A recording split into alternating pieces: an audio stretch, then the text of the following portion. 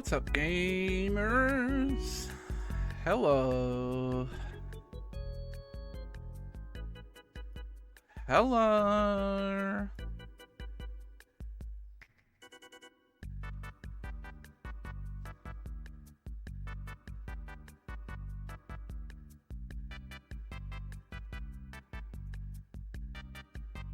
How we doing? So we're picking my fave BG3 characters, started crying. That's reasonable.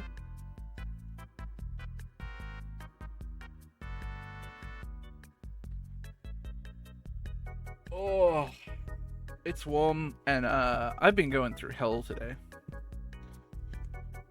I had a moment last night where I looked at the clock and realized it was 4 a.m. and went, oh shit, I should be in bed. And then immediately my stomach went, no, this screen. And then I was awake for another like hour and a half.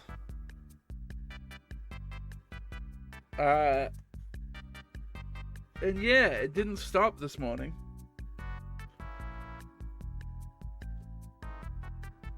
So that's been fun.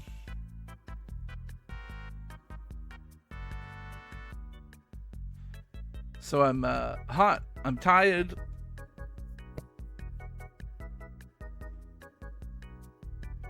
I don't know how long I'll last on stream today, but we'll give it the old college try.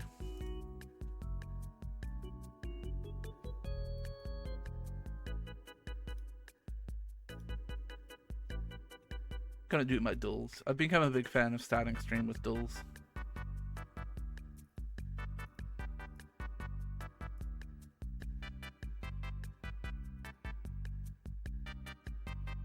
I don't recognize this.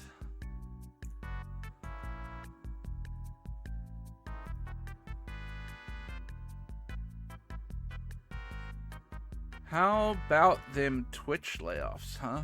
I just saw at least one of the ANZ staff has been laid off.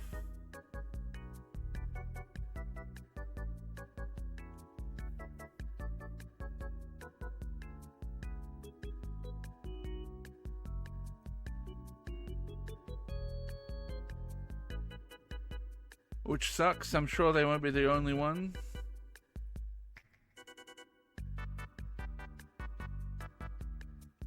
The worst part about it for her is she's only been she's been in the job for like 3 years or something, but she's a Kiwi who moved to Australia to like take this job on, and now obviously has to figure out either finding another job in Australia or moving back, which is not a super easy decision, I'm sure.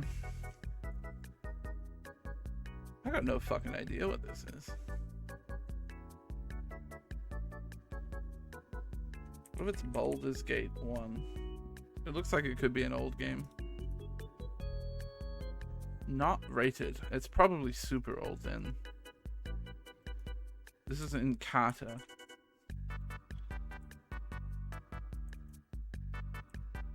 Okay. This is Civ 3?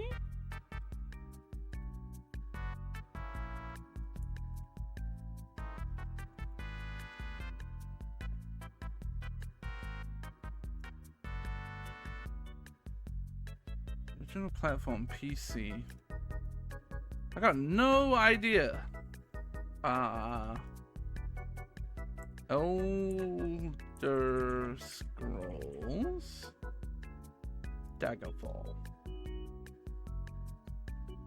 Real-time strategy god game dungeon management game. Huh?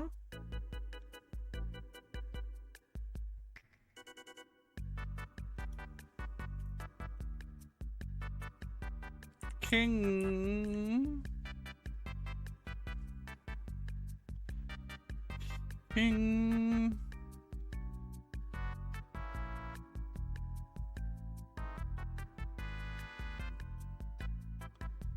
Arthur's World. I have no idea.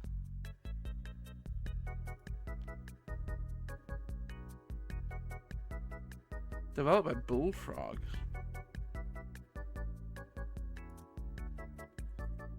Theme.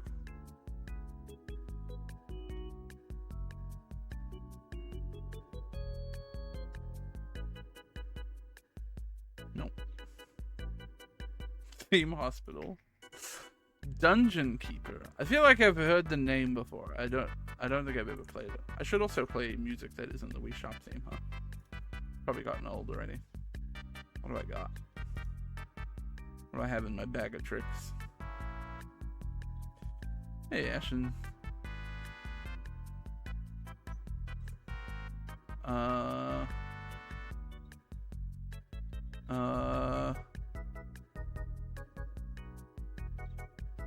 Katamari's always a good time.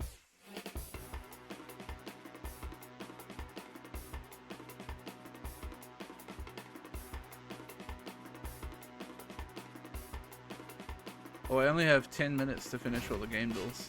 This is House Flipper? No, it's not. It's Play-Doh.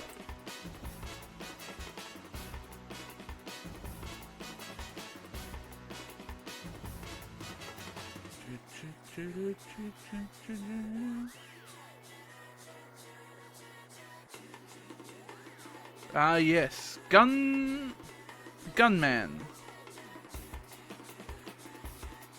'Battlefront 2. 'Battlefront 2 original. Battlefront. Okay. I got there.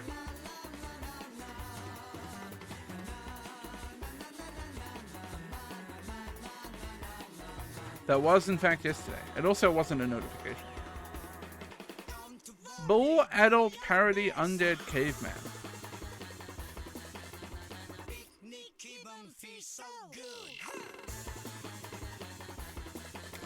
Bull adult parody undead caveman.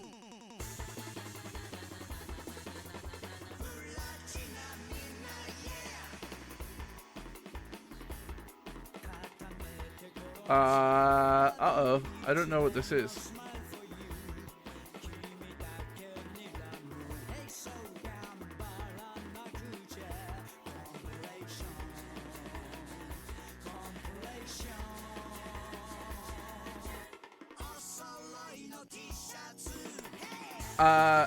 It's not Hades, but I'm putting in Hades. Robbery, anti-hero, profanity, skeletons, controversy.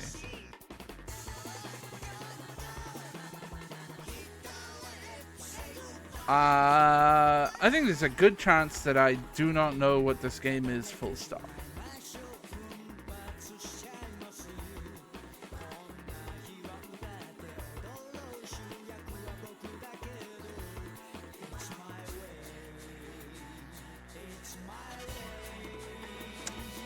Like,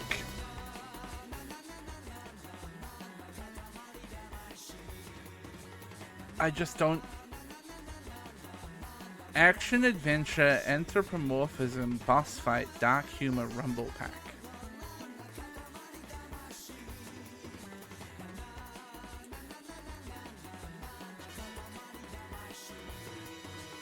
Medieval. Bullet time, fan service, mad scientist, canonical death, dinosaur riding.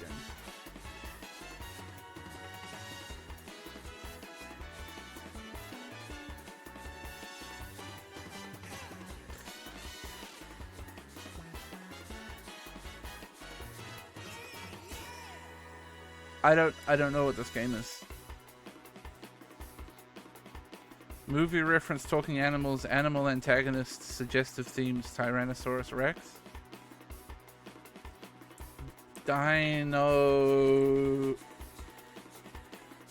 Dino Crisis. Scatological humor, non-linear storytelling, split-screen multiplayer, pop culture reference, developer voice acting, Nintendo 64 exclusive.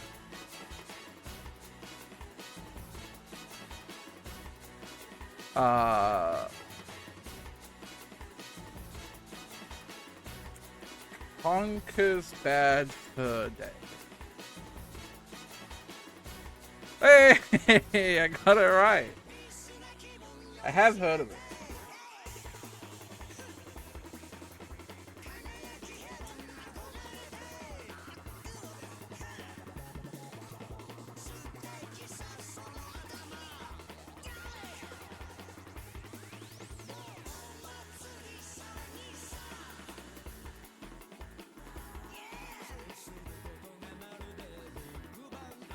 I've only got 5 minutes for this before it refreshes.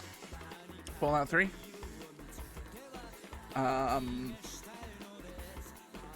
Not a shooter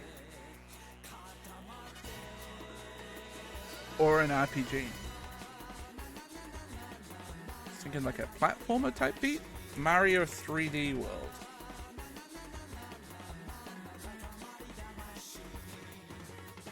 Not a platformer or adventure. And it's got at least a bit of first person in it. Help?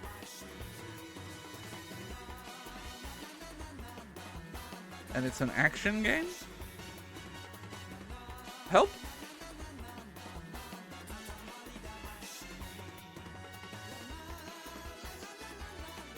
Oh no, it's third person plus. Okay. Maybe not first person. I'm misreading.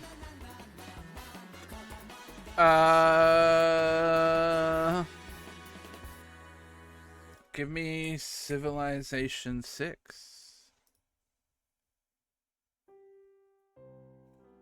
Newer. It is a simulator strategy or turn-based. It is not fantasy or historical. Third person and isometric / bird view. I have to be quick here, otherwise it's gonna fail and I'll never know what the answer is. Plants vs Zombies, Garden Warfare. It's in the Frostbite engine? So it's in The Sims. The Sims 4. It's not in Frostbite. Wow, Sims 4 is that old, huh? Simulator Sport? Oh god. FIFA 20. FIFA 21. Hilarious. I forgot sports games existed for a while. Just the man who does play sports games forgot sports games existed. Louse. Ooh.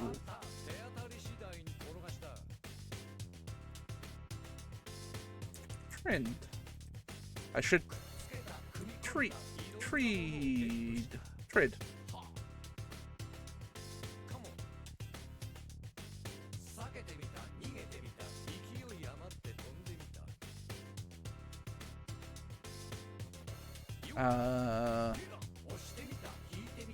Crime?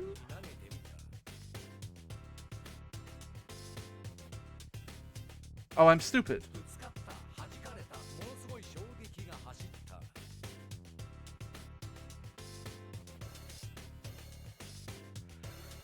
Friar. Grief. Oh no. Grief? What else could it be? Can't be preef, creef, dreef, freef, reef, creef, zreef, zreef, vreef, reef. No, okay. We win. Few is definitely the word there. That was close.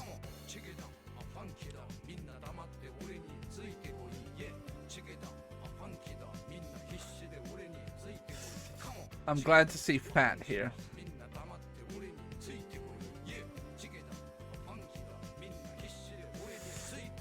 Fish. Gas, solid, plasma, liquid. Easy.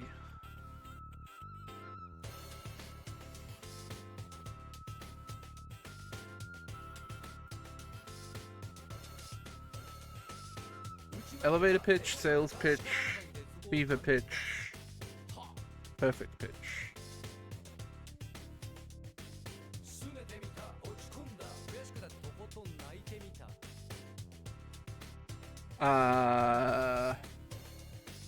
Legend, hero, great icon. Is this category really just words that start with PH instead of F?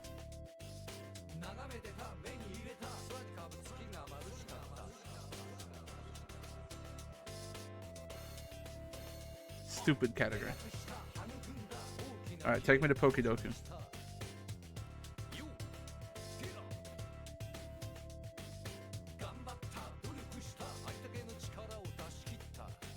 Normal flying is a lot of Pokemon. Horse, I think. Ashen.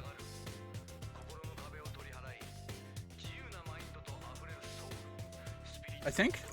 I'm gonna double check that. Yeah. A young female horse.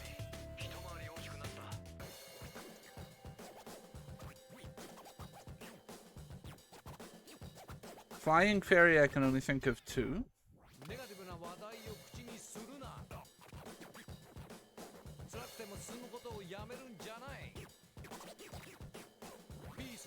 I'm sure there's more than this, but I'm gonna go with Togetic.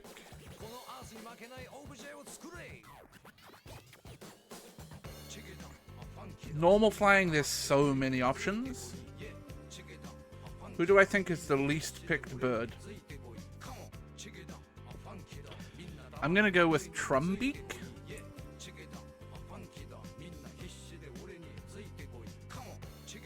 Are you normal flying? Oh god.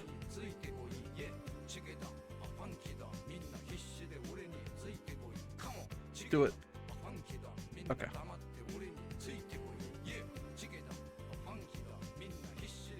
Hoenn.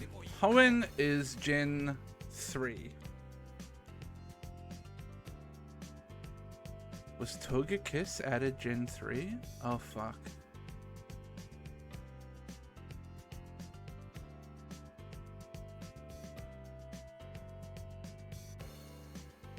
What's the Gen 3 bird?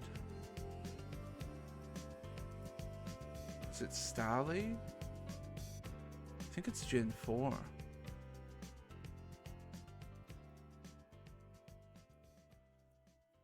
Ah, fuck.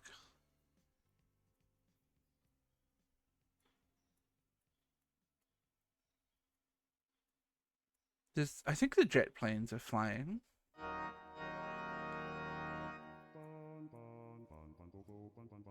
Rayquaza's flying. Probably going to be a popular pick, but I'm picking Rayquaza. Because I don't remember... Oh, it wasn't that popular, actually. I don't remember the bird from Hoenn. Normal evolved by item.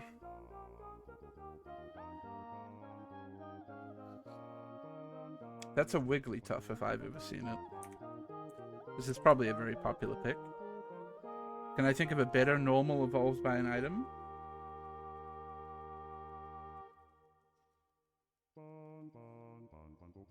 Porygon? Porygon Z maybe?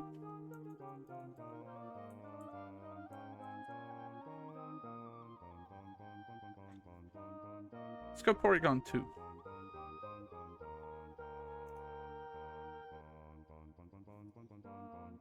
Berry evolved by an item. Well, I could go back to my Wigglytuff. I think that's probably a good shout.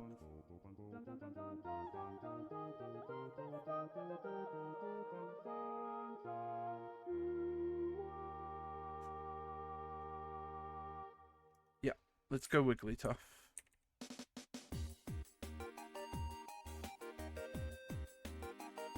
Hoenn evolved by item.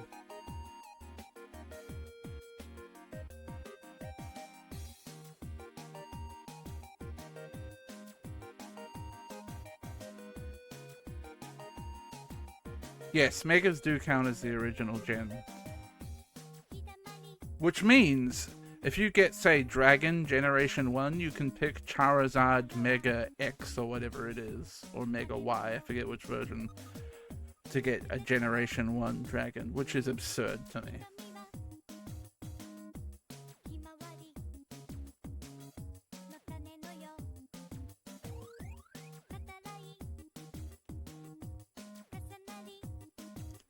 Hoenn evolved by item. I'm fucked here, I think.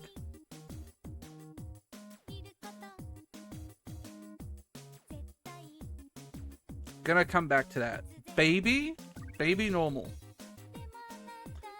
World's most normal baby. I gotta go with my boy. He's probably one of the more popular picks, but I gotta go with my boy.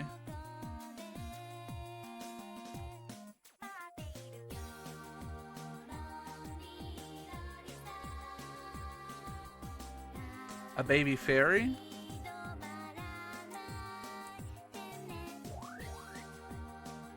Alright, let's stick with the same line above. Let's give this an Igglybuff.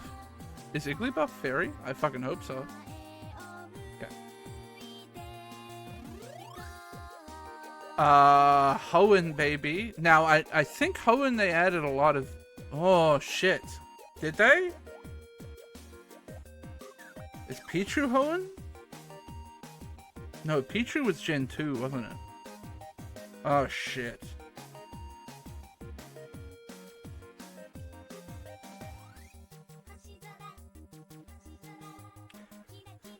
I'm telling you, man, Gen 3 and Gen 4 are dark spots for me. None of these Pokemon exist.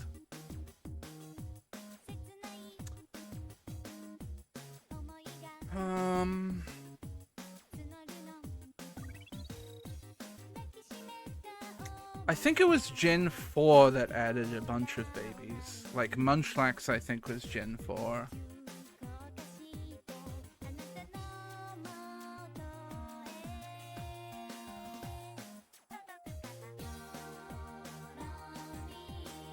And I'm pretty sure Pichu was Gen 2. But it might have been Gen 3, and I'm not sure. Pain.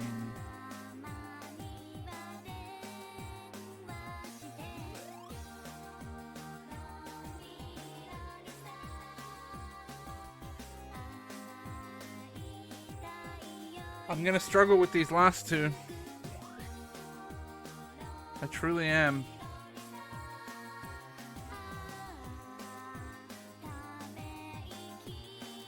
The evolve by item one especially. I don't think I'm gonna get it.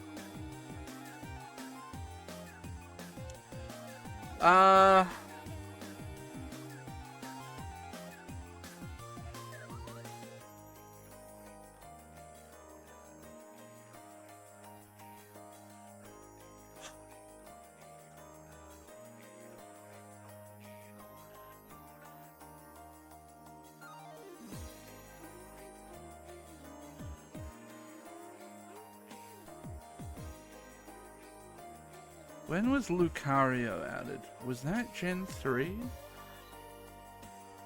Is young Lucario a baby? I don't even remember what young Lucario's name is.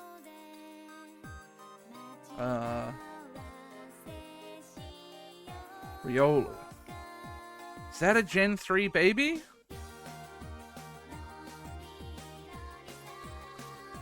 I'm gonna try it and probably be wrong. Fuck.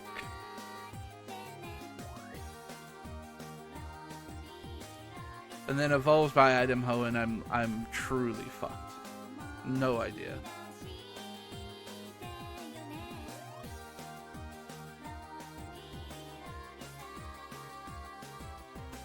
Couldn't tell you.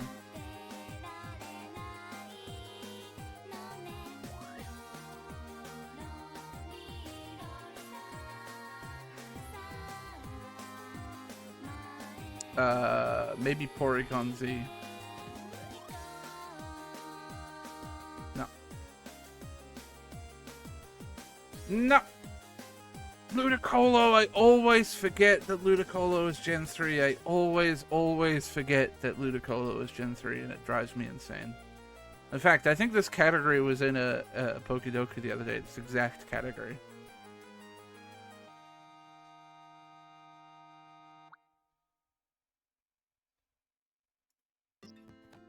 Or something very similar. The only two babies in Hoenn was Wynot and Azurill. I hate that.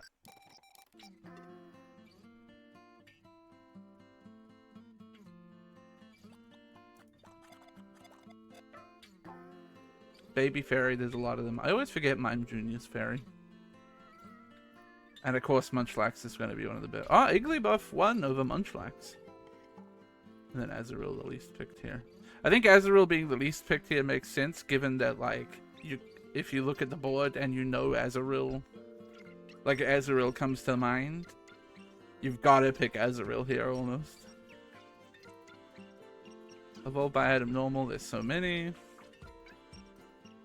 Evolved by Item Fairy, there's so many.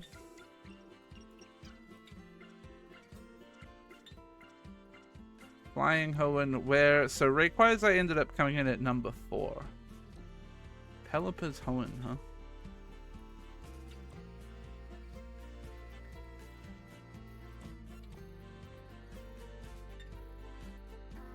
Right. Yeah. Enamorus is the other flying fairy. And flying normal, there's just so many options. So I ended up picking Trumbeak, which actually came in quite high despite being 3.9%. What was the least picked normal flying? It was Squawkabilly Blue Plumage.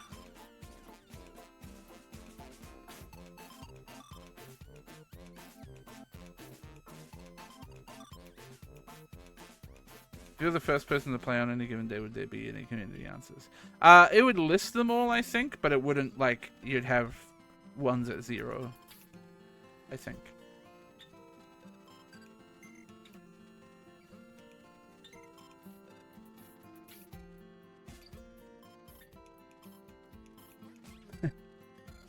Yeah.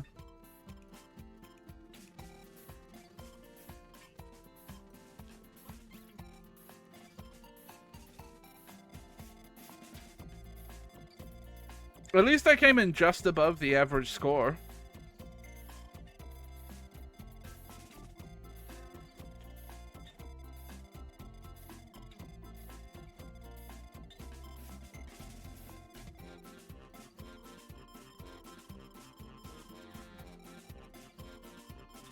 Okie dokie, man. It's a tough one. Alright, take me to travel. I'd like to go from Netherlands to Finland. I can do this. Netherlands. We're definitely going Germany.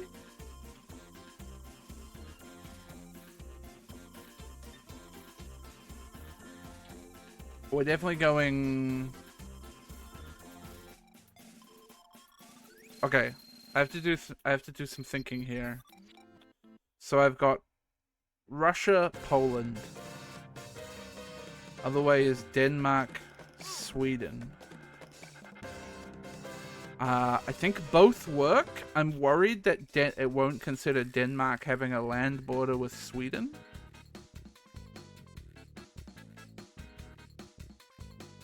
So I think I'm going Poland, Russia.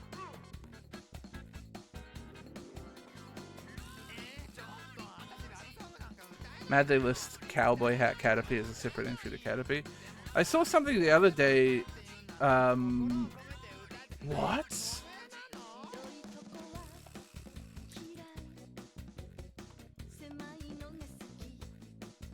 Poland doesn't border Russia? Ah, fuck. Of course, not anymore. USSR doesn't exist, you idiot. You fucking moron. Ah, I should have picked Sweden. Lithuania doesn't border? Oh my god, it's game over. Oh my god, whatever. Just put in Latvia and cry.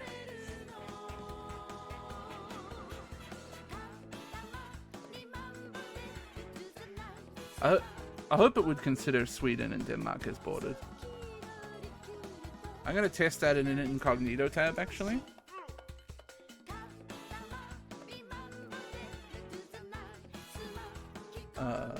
Germany, Denmark, yeah, Sweden. Fuck! I'm stupid!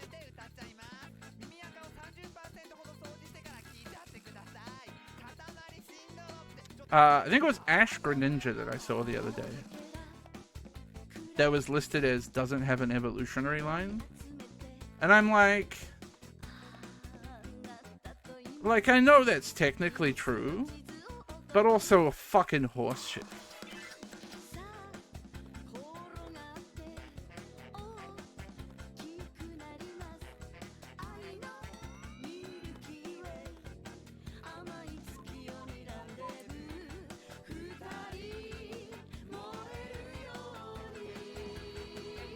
Okay, we're the only thing we have in common with this animal is that we're a mammal.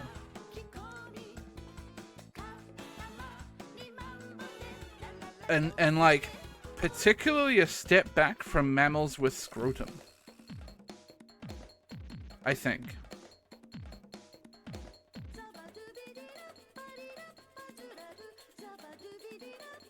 Whale. Give me sperm whale. Uh-oh. Sperm whales have scrotums? Oh no, placental mammals. Yes! With few exceptions, male animals have scrotums. Today I learned.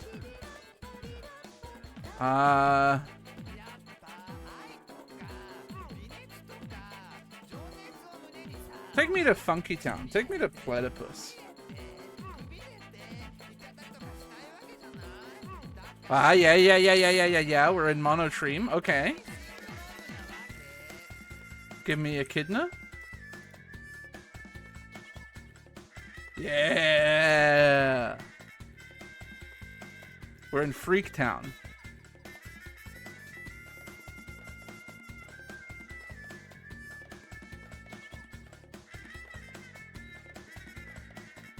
Good old echidnas. Okay, let's do Bandle. Let's pause the Katamari. I gotta turn down my browser because this website is loud. 91.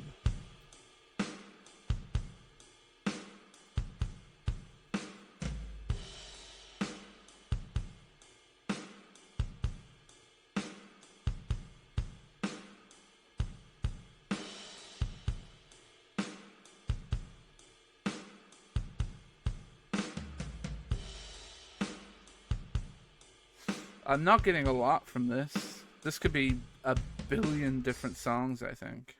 Play it one more time.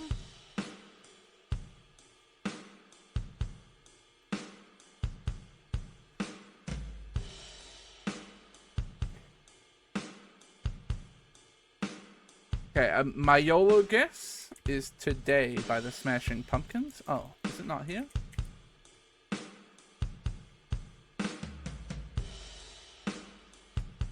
Not there.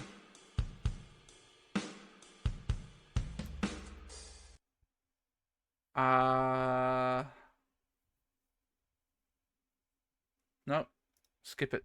Play me the bass.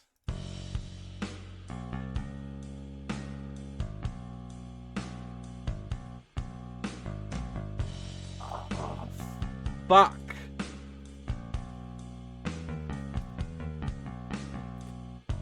Oh, I should know this, I think.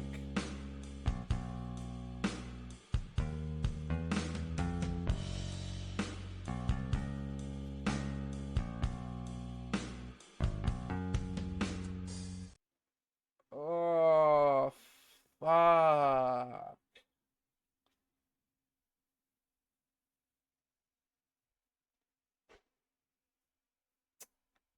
I should know it, I think, but I don't know it.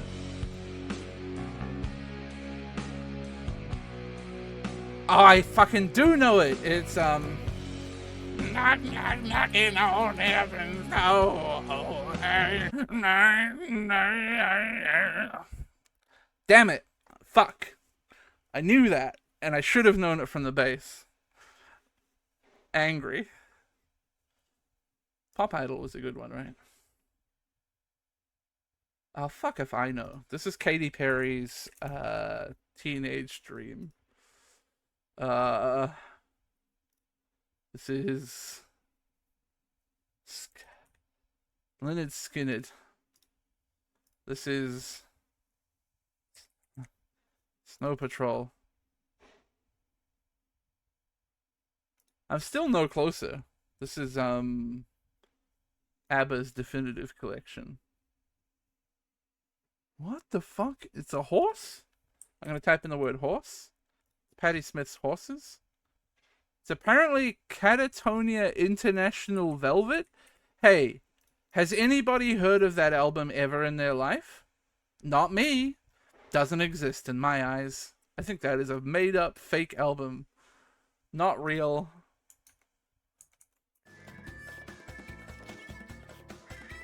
Fake.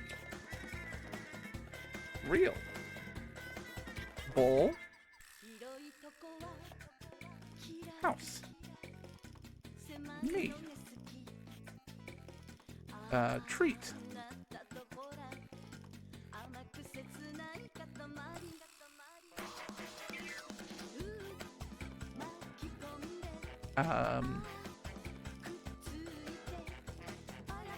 Small. Big.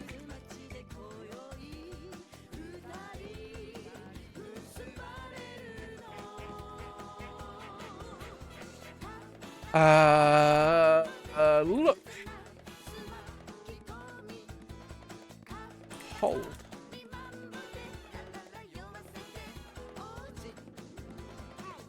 Kiss. Person. Gift.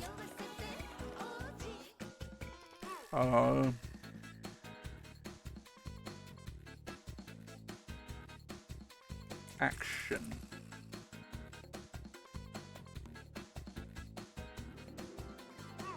Mother. Oh man. Great. Work.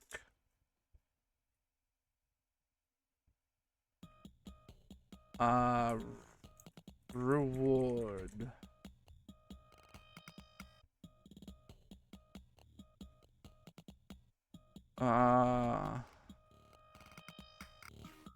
Pet.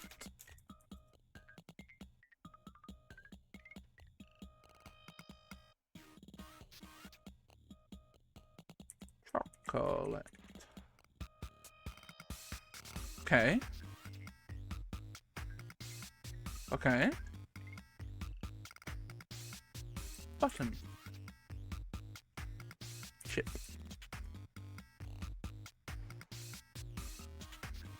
Round. Cookie.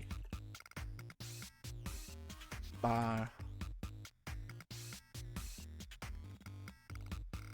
Sweet.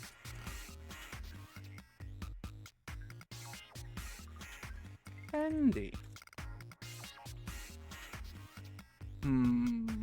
Coconut. Strawberry.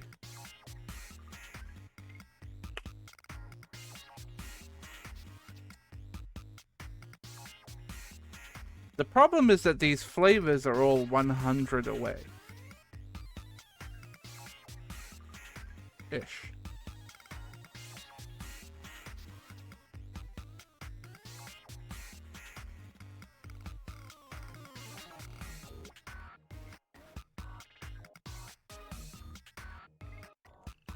I'm gonna try one more. Interesting.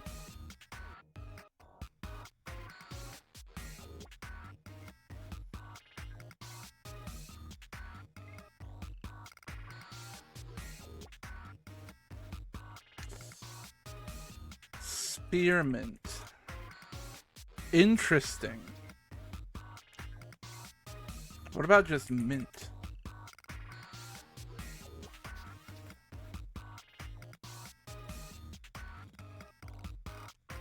Curious.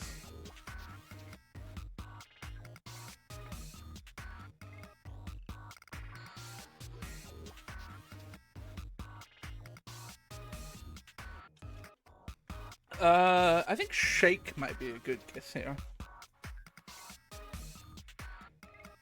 Shake.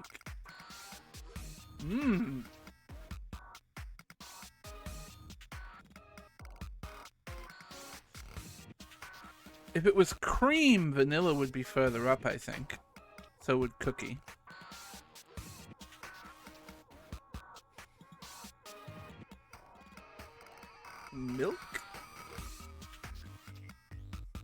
Okay.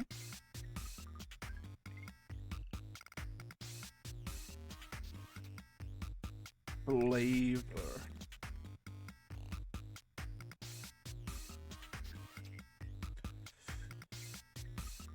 Syrup?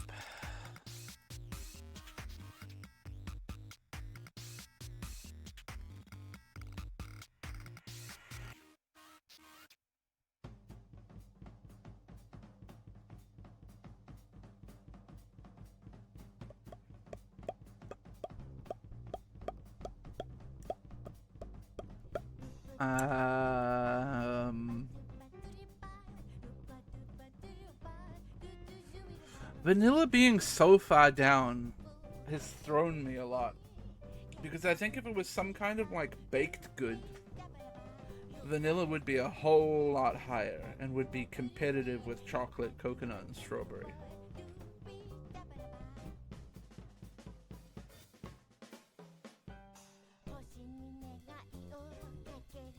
Whoa!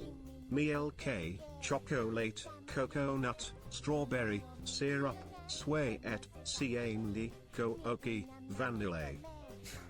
Thank you, Emperor. Thank you for the 29 months.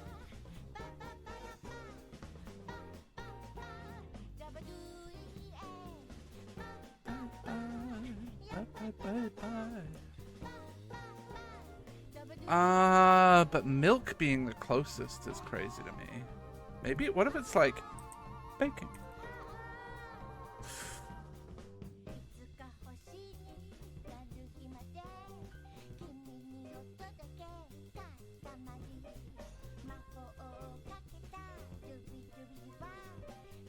Apple?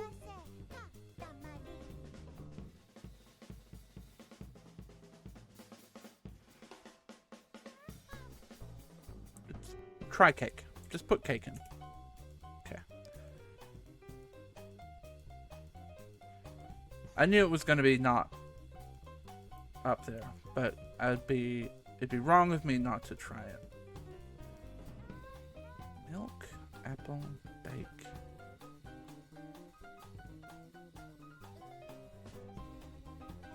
Maybe I'm going to keep going down this flavoring path. Peach? Okay. Coffee? Tea. Pumpkin. Pecan.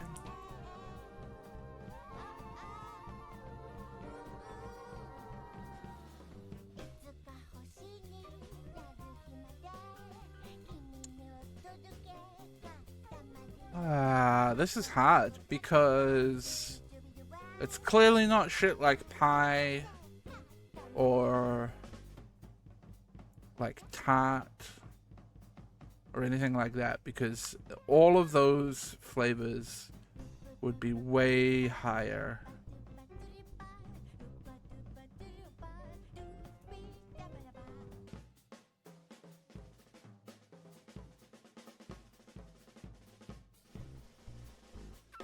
So maybe I'm going to somewhere like flour. Yep. Sugar.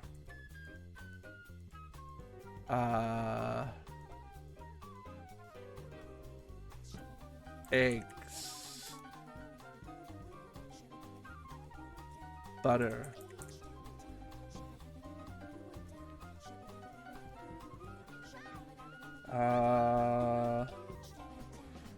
Dough. Water?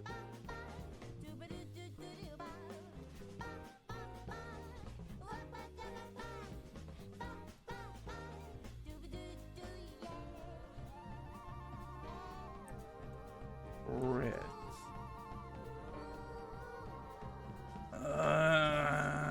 Crumb.